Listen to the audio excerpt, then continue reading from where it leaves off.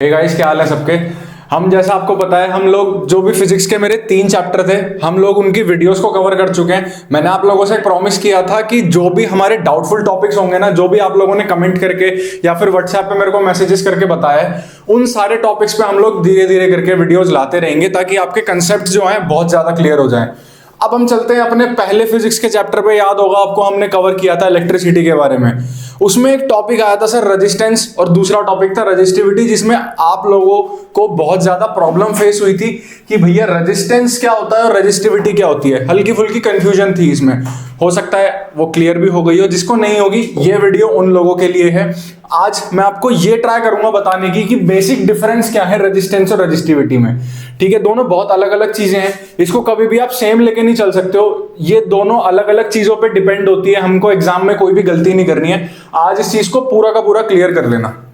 पहले अगर मैं बात करूं रेजिस्टेंस की, सर आपको एक चीज पता होगी ना, ओम्स लॉ। ओम्स लॉ आपको पता होगा कि पोटेंशियल डिफरेंस जो होता है वो डायरेक्टली प्रोपोर्शनल होता है हमारे current flowing in the circuit, है ना। यहीं से मेरा एक क्वांटिटी का जन्म होता है। क्या मैंने आपको एक चीज पहले बताई थी, आपको याद होगा। जब मैं इस प्रोपोर्शनल साइन को हटा देता हूं तो एक नई क्वांटिटी का जन्म होता है जिसका नाम होता है आर, यानी कि रेजिस्टेंस। ठीक है जी। फिर जब मैं रेजिस्टेंस को और ज्यादा पढ़ने लगता हूं, जब मेरे पोटेंशियल ने और करंट ने ये बोला भाई हम तब खेलेंगे जब आप हमारे छोटे भाई रेजिस्टेंस को खिलाओगे, तो रेजिस्टेंस के अपने ड्रामे चालू होते हैं। रेजिस्टेंस क्या कहता है, मैं तब खेलूंगा जब आप मेरे छोटे भाई रेजिस्टिविटी को खिलाओगे। ऐसा कुछ हमने पढ़ा था। तो अब ये जो भाई बहनों का जो रिलेशन है ना, हम इसको बहुत अच्छे से क्लियर करने वाले हैं। उससे पहले क्या चीज है, आप लोगों के लिए गुड न्यूज। मैं आपको पहले भी ये चीज बता चुका हूं, आज भी वो चीज बता रहा हूं। अनअकैडमी ने तो यार उससे हेलो गाइस, इससे पहले कि हम नेक्स्ट टॉपिक पे बढ़े, मेरे पास आप लोगों के लिए एक बहुत ही अल्टीमेट न्यूज है। जैसा कि आप लोग स्क्रीन पे देख रहे हो, व्हाट्स न्यू विद अनअकैडमी, एक बहुत बढ़िया फीचर आप लोगों के लिए आ चुका है। अगर आपको कोई भी डाउट होता है अपनी क्लासेस में, क्लास 6 से लेकर 12th तक किसी भी सब्जेक्ट में कोई भी डाउट होता है, अनअकैडमी आपके लिए सॉल्यूशन लेके आया है। आप लोग वो डाउट्स अपने अनअकैडमी से पूछ सकते हो, क्योंकि एग्जाम टाइम है, बहुत सारे डाउट्स आपको आने वाले हैं, बहुत नेक्स्ट लेवल सॉल्यूशंस आपको यहां से मिलेंगे। क्या क्या चीजें आपके लिए ऑफर करी जा रही हैं, आस्क अनलिमिटेड डाउट्स, बहुत ज्यादा अनलिमिटेड, आप कुछ भी पूछ सकते हो, कितने भी डाउट्स पूछ सकते हो, किसी भी टाइम पे पूछ सकते हो। हाई क्वालिटी आपको वीडियोस मिलेंगी यहाँ पर सॉल्यूशंस की, इंग्लिश और हिंदी लैंग्वेज दोनों में आपको बिल्कुल वही एग्जैक्ट सॉल्यूशंस मिलेंगे जिसकी आपको रिक्वायरमेंट है। करना क्या है सर, कैसे करना है, आस्क अ डाउट फीचर पे जाना है अनअकैडमी एप्लीकेशन पे। वहां के बाद टेक अ पिक्चर और चूज फ्रॉम गैलरी, इस ऑप्शन पे आपको क्लिक करना है, जैसे कि आप स्क्रीन पे अभी देख पा रहे हो। उसके बाद आपको अपना जो भी क्वेश्चन है उसको सेलेक्ट करना है और वहां पर पिक्चर को अपलोड कर देना है। ध्यान इस चीज का रखना है, जो भी क्वेश्चन आप लोगों को पूछना है उसको बहुत बढ़िया तरीके से आप लोगों को क्रॉप करना है। ठीक है, उसके बाद सब्जेक्ट को आपको जरूर वहां पर मेंशन करना है, किस सब्जेक्ट का आपको डाउट पूछना है। उसके बाद जो भी चीजें हैं, जो भी सॉल्यूशन है, आपको वो बहुत ही जल्दी प्रोवाइड कर दिया जाएगा। कुछ चीजें हैं जो आपको ध्यान में रखनी है कि आपको डाउट सिर्फ एक ही बार पूछना है, बिल्कुल लीगल इमेज आपको वहां पे डालनी है, बिल्कुल ब्लरी इमेज नहीं होनी चाहिए, और मल्टीपल डाउट्स मतलब एक बारी में नहीं, आपको वो एक सिंगल इमेज में एक ही क्वेश्चन वहां पर पूछना है। और अगर आपको टेस्ट सीरीज या फिर फ्री क्लासेस को एक्सेस करना है तो सर आपके लिए अनअकैडमी एप्लीकेशन पे मैंने एक रेफरल कोड भी दे दिया है, एसी लाइव। जैसे ही आप डालोगे आप लोग वो सारी चीजें एक्सेस कर सकते हो, प्लस आप लोगों को 10% ऑफ मिलेगा जितने भी हमारे अनअकैडमी प्लस के सब्सक्रिप्शन हैं उन सभी पे इस फरवरी मंथ के लिए। बहुत नेक्स्ट लेवल चीजें, इन सबको अवेल करना है आप लोगों ने और आग लगा देनी अपने बोर्ड्स में। पहले हम लोग रेजिस्टेंस की एक बार डेफिनेशन देख लेते हैं कि रेजिस्टेंस होता क्या है। जैसा कि नाम हमको बता रहा है ना, रेजिस्टेंस, किसी चीज को रेजिस्ट करना, यानी कि किसी चीज में रुकावटें पैदा करना। सपोज करो आप लोग जा रहे हो, आप लोग रेस लगा रहे हो, बीच में क्या हो गया, हर्डल्स आ गए। ठीक है, वो आपके जो स्पीड है ना उसमें क्या कर रहे हैं, वो रुकावट पैदा कर रहे हैं। ठीक है, आपको बार बार कूदना पड़ रहा है, आपको अलग अलग टैक्टिक्स लगानी पड़ रही है वो चीज क्रॉस करने के लिए। तो वहां पर आपकी स्पीड कम हो रही है, आपका मोमेंटम कम हो रहा है। ठीक है जी, तो वो चीजें आपके रास्ते में, आपके विनिंग गोल में रेजिस्टेंस पैदा कर रही हैं। ठीक है सर, बिल्कुल सिमिलर सा कंसेप्ट हमारा इलेक्ट्रिक करंट में भी यूज होता है। अब जैसे एक इलेक्ट्रिक सर्किट है, कोई भी सर्किट फ्लो हो रहा है, ठीक है, कोई भी हमारी वायर्स है या फिर कुछ भी, कोई भी अप्लायंस है, वहां पे जब मेरा इलेक्ट्रिक करंट फ्लो होता है, ठीक है जी, आई जब भी मेरा फ्लो होता है, इलेक्ट्रिक करंट फ्लो होता है, तो ऐसा नहीं है वो बिल्कुल मस्त एकदम लहराते हुए फ्लो हो जाता है। ठीक है, उसको भी अपने रास्ते में काफी ज्यादा रुकावटें आती हैं। ठीक है सर, वो हो सकता है रुकावट अपने रास्ते की लंबाई की वजह से हो, रास्ते की चौड़ाई की वजह से हो, टेम्परेचर की वजह से हो, या फिर रास्ता किस मटेरियल का बना है उस वजह से हो। ठीक है जी। तो वो जो रुकावट फेस होती है ना करंट को फ्लो होने में, वो जो उस करंट को रुकावट फील होती है, उसी चीज को हम लोग रेजिस्टेंस कहते हैं। ठीक है सर। रेजिस्टेंस की अगर हम लोगों को डेफिनेशन लिखनी है तो हम लोग क्या डेफिनेशन लिखेंगे? फिजिक्स में बात करें तो सर उस अमाउंट को हम मेजर बोल देते हैं। ठीक है, the measure of opposition faced by electric current is called resistance. Simple है। ठीक है, द मेजर मतलब उसका नाप की अमाउंट कितना है वो नापा जा रहा है मेजर वर्ड से। ठीक है, the measure of opposition faced by electric current in an electric circuit is called resistance. ठीक है सर। रेजिस्टेंस तो ये हो गया, रेजिस्टिविटी की बात हम बाद में करेंगे, पहले हम लोगों को ये चीज पूरी क्लियर करनी है। रेजिस्टेंस आपको पता लग गया, जो भी मेरी रुकावटें आ रही हैं। अब भाई ये रुकावटें आने के भी ना 3 से 4 कारण होते हैं। ठीक है, मेरे पास एक इलेक्ट्रिक अप्लायंस है, एक इलेक्ट्रिक सर्किट है, वहां पे मैंने करंट तो फ्लो करवा दिया। तो अब ये जो रेजिस्टेंस है ना, ये भी कुछ 3 से 4 कारणों पे डिपेंड करती है। अब हम उन कारणों को एक बार देखते हैं, फिर हम कंपेयर करेंगे कि रेजिस्टिविटी किन कारणों पे डिपेंड करती है, और वहां से हमको पूरी क्लैरिटी मिल जाएगी। ठीक है सर। सबसे पहले बात करते हैं यार ओम्स लॉ की। हल्का फुल्का मेरे ख्याल है आप लोगों को याद आ रहा होगा, हमने पिछले कुछ जन्मों में हमने ये चीज पढ़ी थी, अभी दोबारा से पढ़नी है सर पेपरों के लिए। उसमें क्या बोला जाता है कि V is directly proportional to I, यानी कि पोटेंशियल डिफरेंस जो है अगर वो बढ़ेगा तो मेरा इलेक्ट्रिक करंट का फ्लो भी बढ़ेगा, अगर पोटेंशियल डिफरेंस घटेगा तो इलेक्ट्रिक करंट का फ्लो भी घटेगा। ठीक है सर। अगर मैं प्रोपोर्शनैलिटी का साइन हटाऊं, इक्वल टू लग जाता है, इक्वल टू अपने साथ एक नया खिलाड़ी लेके आता है जिसका नाम होता है R। ठीक है, V is equals to I R, आप लोगों ने सुना होगा। ठीक है सर। तो ये वही वाला फॉर्मूला है। अब इस R का मतलब क्या है, ये R आया क्यों है सर? इसका मतलब है रेजिस्टेंस ये आया है हमारा सिलेबस बढ़ाने। ठीक है जी। तो अब ये रेजिस्टेंस भी कुछ चीजों पे डिपेंड करेगा। ठीक है, वी ने बोला भाई हम दोनों तभी खेलेंगे जब हमारे छोटे भाई को खिलाओगे रेजिस्टेंस को। रेजिस्टेंस के अपने नखरे चालू हो गए सर, क्योंकि इसको पता है ना जब तक रेजिस्टेंस नहीं खेलेगा तब तक ना V खेलेगा ना I खेलेगा। मतलब जब तक रेजिस्टेंस नहीं होगा किसी भी एक सर्किट में, ना करंट फ्लो करेगा ना वहां पे पोटेंशियल डिफरेंस होगा। ठीक है सर। तो अब रेजिस्टेंस के क्या ड्रामे थे कि भाई मैं अपनी वैल्यू को चेंज करता रहूंगा। ठीक है, मैं अपनी वैल्यू को चेंज करता रहूंगा डिपेंडिंग ऑन कुछ फैक्टर्स की डिपेंडेंसी में मैं चेंज करता रहूंगा। तो सबसे पहले तो रेजिस्टेंस ने अपना एक प्यारा सा फॉर्मूला दिया। क्या फॉर्मूला दिया? रेजिस्टेंस ने क्या बोला कि भाई मैं जो अगर मेरी वैल्यू आप बढ़ाओगे, मेरी वैल्यू कब बढ़ सकती है? जब आप मैं जिसमें फ्लो कर रहा हूं उसकी लेंथ को बढ़ा दोगे। मतलब सपोज करते हैं इलेक्ट्रिक सर्किट है, अगर इलेक्ट्रिक सर्किट की लेंथ बढ़ेगी तो मेरे रेजिस्टेंस की वैल्यू भी बढ़ जाएगी। यानी कि resistance is directly proportional to the length of wire. समझ आई सर ये चीज? Length of wire plus resistance ने एक और चीज बोली कि अगर उस वायर का क्रॉस सेक्शनल एरिया आप लोग बढ़ाओगे तो मेरी वैल्यू कम होने लगेगी। ठीक है सर। क्रॉस सेक्शनल एरिया से फिर ये इनडायरेक्टली प्रोपोर्शनल हो गया।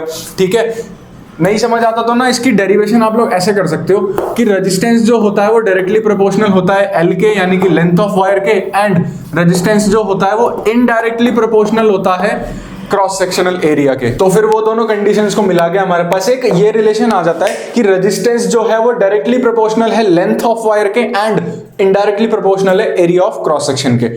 अब रेजिस्टेंस के दिमाग में एक और शरारत सूझती है, रेजिस्टेंस के नहीं, इस प्रोपोर्शनैलिटी साइन के।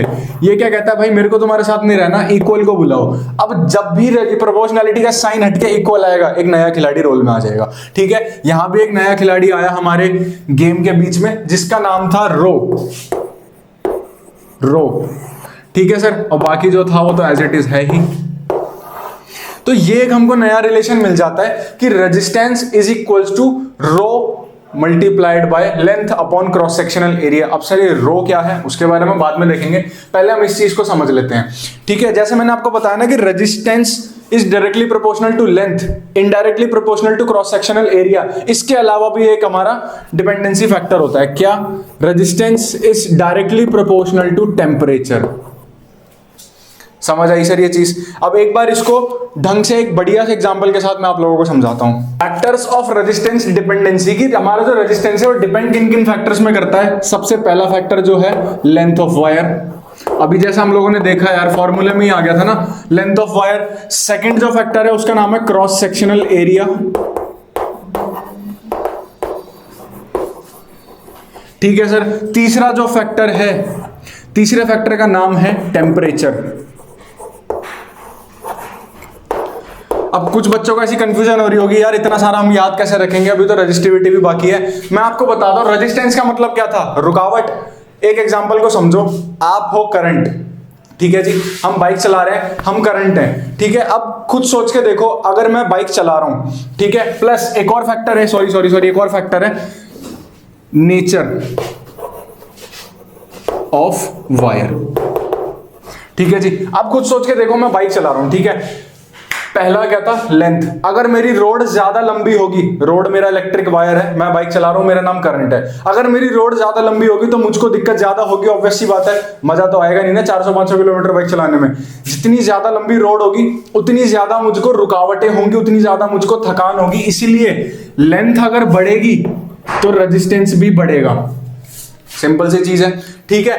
अगर रोड पतली होगी, सोच के देखो, जितनी ज्यादा रोड पतली होगी मुझको उतनी ज्यादा दिक्कतों का सामना करना पड़ेगा अपनी बाइक चलाने के लिए, डेफिनेट सी चीज है। रोड को चौड़ा कर दो, क्रॉस सेक्शनल एरिया को बड़ा कर दो, मुझे आगे जाने में आसानी होगी भाई, ठीक है। यही रेजिस्टेंस कहता है, अगर क्रॉस सेक्शनल एरिया बढ़ेगा तो रेजिस्टेंस जो है वो घट जाएगा, ठीक है। टेम्परेचर की बात करें, खुद सोच के देखो, आप गर्मी के मौसम में बाइक चला रहे हो, एक तरफ आप सर्दी के मौसम में बाइक चला रहे हो, ठीक है, बहुत तेज धूप पड़ रही है सर, 45-50 डिग्री टेम्परेचर हो चुका है, तब आपको बाइक चलाने में ज्यादा दिक्कत होगी कि 30 के टेम्परेचर में, 20 के टेम्परेचर में ज्यादा दिक्कत होगी?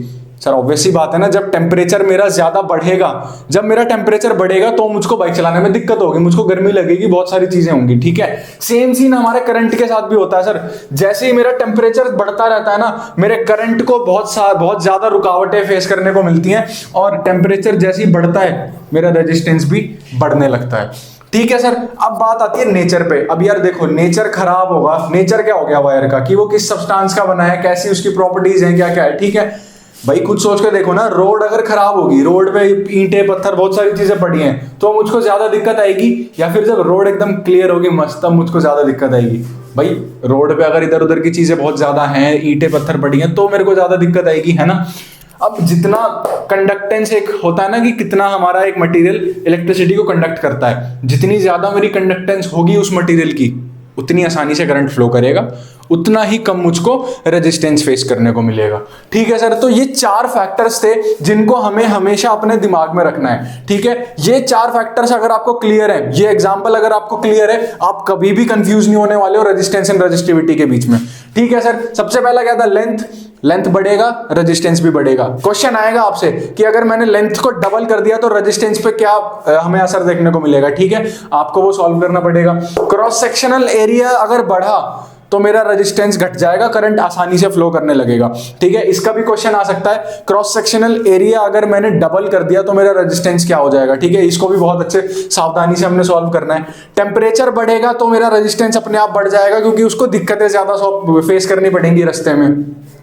नेचर ऑफ वायर आपसे पूछ लेगा, भाई गोल्ड में ज्यादा रेजिस्टेंस होगा या फिर कॉपर में ज्यादा रेजिस्टेंस होगा? भाई ऑब्वियस सी बात है कि गोल्ड में ज्यादा रेजिस्टेंस होगा, गोल्ड में तो कंडक्टेंस ही नहीं होती ना, वहां तो बिजली फ्लो ही नहीं कर सकती, बट कॉपर में बहुत आसानी से हो सकती है, ठीक है। तो नेचर ऑफ वायर का मतलब क्या है कि वो किस मटेरियल का बना है, कितना उसमें हमको कंडक्टेंस देखने को मिलेगा, कितना ज्यादा वो इंसुलेशन शो करेगा, ये सारी चीजें, ठीक है जी। एक बार हम फॉर्मूला और देख लेते हैं और ये सारी चीजों को एकदम शट डाउन कर देते हैं।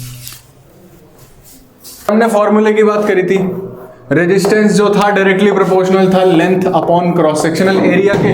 जब ये रेजिस्टेंस का, जब ये डायरेक्टली प्रोपोर्शनल का साइन हटा तो हम इक्वल आ गया, एक नया खिलाड़ी रोल में आ गया, रो एल अपॉन ए। इसको कहते हैं रो RHO, यानी कि रेजिस्टिविटी,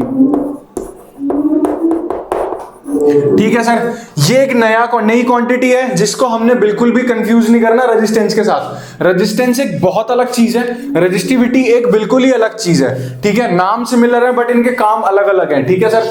तो अब यहां से मुझको क्या फॉर्मूला मिलता है, resistance is equals to rho multiplied by length upon cross sectional area, ठीक है। क्वेश्चन कैसे पूछेगा आपसे, आपको वायर की लेंथ दे दी है, कुछ दे दिया है, वो पूछेगा अगर मैं लेंथ को ट्वाइस कर देता हूं, लेंथ को डबल कर देता हूं, तो मेरा रेजिस्टेंस कितना हो जाएगा? सर ऑब्वियस सी बात है, डबल हो जाएगा, सिंपल है ना। L को 2 से मल्टीप्लाई करो तो वहां भी 2 आ जाएगा, ठीक है। वो पूछेगा अगर मैं क्रॉस सेक्शनल एरिया को डबल कर देता हूं तो मेरा रेजिस्टेंस कितना हो जाएगा?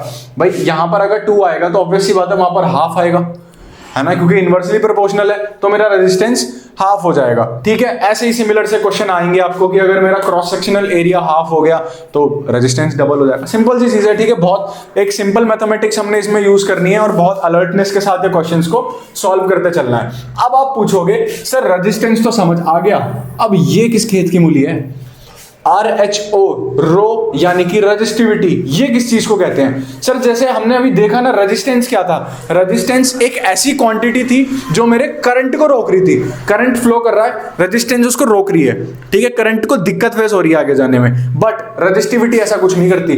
रेजिस्टिविटी क्या चीज है? रेजिस्टिविटी एक मटीरियल की स्पेसिफिक होती है। ठीक है, रेजिस्टिविटी एक कांस्टेंट टर्म होती है एक मटेरियल की। ठीक है, जैसे अगर मैंने ले लिया कॉपर का मटेरियल, मेरे पास कॉपर की वायर है। ठीक है, तो मैं कॉपर की वायर की लेंथ बढ़ा के, कॉपर की वायर का क्रॉस सेक्शनल एरिया बढ़ा के, ठीक है, उससे ये सारी चीजें करके मैं रेजिस्टेंस को चेंज कर सकता हूं। क्या समझे? कॉपर की वायर का लेंथ और क्रॉस सेक्शनल एरिया बढ़ा के मैं रेजिस्टेंस को चेंज कर सकता हूं। ठीक है, लेंथ डबल करी, रेजिस्टेंस भी डबल हो जाएगा। एरिया को मैंने डबल करा, रेजिस्टेंस हाफ हो जाएगा। ठीक है, बट एक कॉपर वायर की जो रेजिस्टिविटी है वो हमेशा सेम रहेगी, चाहे आप लेंथ को 4 गुना करो चाहे 50 गुना करो, आप क्रॉस सेक्शनल एरिया को आधा करो चाहे 10 गुना करो, नो मैटर। ठीक है, हमारी जो मटेरियल है उसकी रेजिस्टिविटी हमेशा सेम रहेगी। रेजिस्टिविटी दिखाती क्या है? रेजिस्टिविटी एक ऐसी प्रॉपर्टी होती है जो ये चीज दिखाती है कि ये मटेरियल कितना कैपेबल है रोकने के लिए। ठीक है, कितना कैपेबल है वो एक मटेरियल की स्पेसिफिक। जैसे मेरा नाम आयुष नोडियाल है तो मेरी स्पेसिफिक क्वांटिटी है वो। ठीक है, आयुष नोडियाल से सिर्फ मेरे को जाना जाता है। ठीक है, तो ऐसे ही कॉपर की अपनी एक रेजिस्टिविटी होगी, गोल्ड की अपनी एक रेजिस्टिविटी होगी, आयरन की अपनी एक रेजिस्टिविटी होगी। ठीक है ना, हमको रेजिस्टिविटी को बिल्कुल भी कंपेयर नहीं करना रेजिस्टेंस से। तो sir R is equals to जो था वो रो L अपॉन में A था। अब मुझे यहां से निकालना क्या है? रेजिस्टिविटी का फॉर्मूला तो निकालना है। सिंपल सी चीज है, जिसका फॉर्मूला निकालना है बाकी सारी चीजों को एक तरफ भेज दो। भाई रो को यहीं रहने दो, उधर क्या था? R था, A उधर जाके ऊपर आ जाएगा एंड L नीचे आ जाएगा। सिंपल सा मुझको फॉर्मूला मिल चुका है। अब एक मजे की बात मैं आपको बताता हूँ, ये जो चीज होती है ना R इंटू में A अपॉन L, ये हमेशा कॉन्स्टेंट रहती है, ये कुछ बदलेगी नहीं। अगर आपका क्रॉस सेक्शन देखो, खुद सोच के देखो ना, यहां पर अगर आपने क्रॉस सेक्शनल एरिया को कम कर दिया रेजिस्टेंस बढ़ जाएगा, रेजिस्टेंस को कम कर दिया क्रॉस सेक्शनल एरिया बढ़ जाएगा, या फिर लेंथ, कुछ ना कुछ ऐसा जरूर होगा कि आपकी ये क्वांटिटी जो है वो हमेशा फिक्स्ड रहेगी। ठीक है, आपको इसमें चेंज देखने को नहीं मिलेगा। ठीक है ना, तो आप नो मैटर आप अपने मटेरियल की या फिर वायर की लेंथ को 100 गुना 200 गुना कर दो, 1000 गुना कर दो, जो रेजिस्टिविटी है वो वहीं पे अड़ी रहेगी, रेजिस्टिविटी कभी भी लूज नहीं होगी। ठीक है ना, तो रेजिस्टिविटी का बेसिक मतलब क्या हो गया? एक मटेरियल की कैपेसिटी है वो कि वो किस कदर एक करंट को रोक सकती है। वो भाई बहुत हिंदी हो गई। ठीक है, तो वो किस कदर एक करंट को रोक सकती है। अब भाई जैसे हमारे रेजिस्टेंस के कुछ फैक्टर्स थे, क्या सर रेजिस्टिविटी के भी फैक्टर्स होते हैं? सर बिल्कुल होते हैं रेजिस्टिविटी के भी फैक्टर्स। एक मटेरियल है, कुछ सोच के देखो, उसके अंदर बहुत सारे एटम्स हैं। ठीक है, मेरे पास कॉपर है, उसके एटम्स जुड़े हुए हैं, बहुत एक मॉलिक्यूलर स्ट्रक्चर बना हुआ है बहुत मस्त सा। होता गया है, जब मैं टेम्परेचर बढ़ा देता हूं तो उसके जो स्ट्रक्चर्स है ना वो हल्के से खुल जाते हैं, एटम्स थोड़े से दूर दूर हो जाते हैं। समझ रहे हो चीज को? जब मैं टेम्परेचर कम कर देता हूं तो वो और ज्यादा क्लोज हो जाते हैं। भाई टेम्परेचर क्लोज होगा या फिर टेम्परेचर कम होगा या ज्यादा होगा तो ऑब्वियस सी बात है उसके मॉलिक्यूलर स्ट्रक्चर पे असर पड़ेगा, और जहां पे एक मटेरियल के मॉलिक्यूलर स्ट्रक्चर पे असर पड़ गया वहां पे उसकी रेजिस्टिविटी में चेंज दिखने का लगेगा। ठीक है सर, सिंपल सी चीज है, मेरे पास एक कॉपर वायर है। ठीक है, मेरे पास एक कॉपर वायर, रिलेशन वही है पहले वाला, टेम्परेचर बढ़ेगा तो रुकावटें बढ़ेंगी, सेम उसी चीज पे काम करेगा। इस पे आपका न्यूमेरिकल नहीं आता है, घबराने की जरूरत नहीं है। न्यूमेरिकल हमेशा रेजिस्टेंस पे आएगा, रेजिस्टिविटी पे आएगा तो सिंपल फॉर्मूले से आएगा, बाकी कुछ भी नहीं आएगा। आपको इन तीनों में से कोई 2 चीजें दे दी जाएंगी, आपको बोला जाएगा भाई निकाल के दिखाओ, आपने निकाल देना, सिंपल। ठीक है, CU वायर है मेरे पास, एक केस में उसका टेम्परेचर 30 डिग्री सेल्सियस है, वहां पे आपको बोला जाएगा रेजिस्टिविटी कुछ x है, कुछ भी नंबर दे दिया जाएगा। ठीक है, अब आपसे पूछा जाएगा भाई अगर ये 50 डिग्री सेल्सियस हो जाता है तो मेरी रेजिस्टिविटी बढ़ेगी या घटेगी? सिंपल ऐसा क्वेश्चन, मुश्किल है आना बट तैयारी करके रखने में कोई बुरी बात नहीं है। ठीक है, तो मैं वही आपको बता रहा हूँ, कॉपर वायर है, टेम्परेचर बढ़ाओगे मॉलिक्यूलर स्ट्रक्चर खुलेगा, ठीक है, और ज्यादा रुकावटें वहां पे फेस, वो सब चीजें। ठीक है ना, तो ये था यार बेसिक डिफरेंस मेरे रेजिस्टेंस में एंड रेजिस्टिविटी में। सम अप करने के लिए एक बार फिर से बता दूं, रेजिस्टेंस जो है वो एक फिनोमिना है, वो एक ऑकरेंस है। ठीक है, बट रेजिस्टिविटी एक मटेरियल की प्रॉपर्टी है। इन दोनों को हमने कभी भी सेम नहीं करना। रेजिस्टेंस किस किस चीज पर डिपेंड होता है? Length, area, nature and temperature. ठीक है। रजिस्टिविटी किस चीज पे डिपेंड करती है? सबसे पहले तो मटेरियल पे, जो कि फिक्स्ड होती है, प्लस मटेरियल के टेम्परेचर पे, ठीक है। टेम्परेचर भी ज्यादा इतना कुछ वेरी करता नहीं है, ऐसा तो होता नहीं है ना कि 20 डिग्री में मेरा लोहा फूल जाएगा, इतना कुछ हमें देखने को नहीं मिलता, इसलिए रजिस्टिविटी को हम फिक्स्ड ही मान के चलते हैं।